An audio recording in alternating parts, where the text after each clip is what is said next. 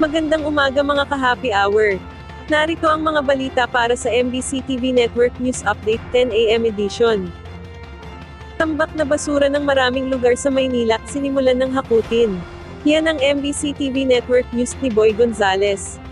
Mariing pinabulaanan ng Lionel Waste Management Corporation ng mga paratang ni Manila Mayor Hani Lacuna nang umano'y kapabayaan ng kumpanya sa pangongolekta ng basura ngayong holiday season. Ayon sa Lionel, matagal na nilang inibisuan si Mayor Hani noong Setyembre na hindi na sila lalawak sa bidding para sa 2025 upang mabigyan ng sapat na oras ang lokal na pamahalaan sa paghahanap ng bagong kontraktor. Sa kabila nito, patuloy pa rin umano nilang tinutupad ang kanilang serbisyo hanggang Disyembre 31 kahit na hindi pa nababayaran ang mahigit sa 561 milyong pisong utang ng LGU. Sinabi rin ng kumpanya na labis nilang ikinalulungkot ang paninisi ni Mayor Hani sa tambak ng basura sa lungsod. Git nila nagbigay na sila ng sapat na abiso upang maiwasan ang kasalukuyang sitwasyon.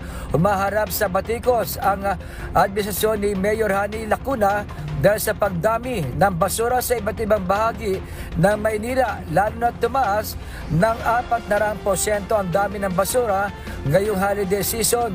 Ayon sa alkalde, sa gitna ng isyong ito, lumabas sa isang survey na bumaba sa ikatlong pwesto si Mayor Lacuna sa pagka-alkalde ng Maynila.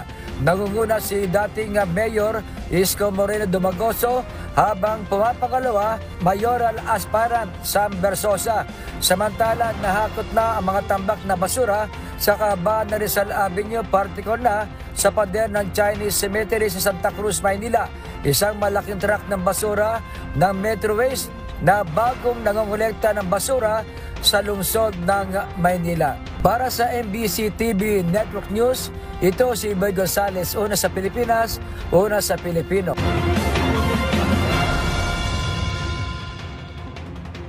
Samantala, ABS-CBN nagpasalamat sa hakbang sa Kamara na mabigyan sila ng panibagong prangkisa. Nagpaabot ng pasasalamat ang ABS-CBN Corporation sa naging hakbang ni Albay Representative Joey Salceda na magawaran muli ang broadcast network ng prangkisa. Sa isang statement, sinabi ng ABS-CBN na bagamat wala silang ideya sa paghahain ng mambabatas ng panukalang batas para sa bagong prangkisa, ay malaking bagay ang ipinakita niyang tiwala sa kontribusyon ng kumpanya. Nagpasalamat din ng media network sa ilan pang mambabatas na nauna nang naghain ng kaparehong panukala.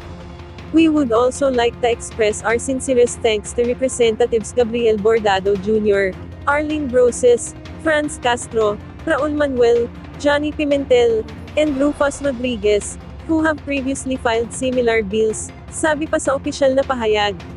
Sa ilalim ng House Bill No. 11252 ni Salceda, itinutulak na gawaran ng 25-year franchise ang ABS-CBN. Hulyo 2020 nang ibasura ng House Committee on Legislative Franchises ang panukala para sa franchise renewal ng naturang TV network. At yan ang mga balita para sa MBC TV Network News Update 10 AM edition. Abangan ang mga susunod na balitaan mamaya para sa 11 AM edition.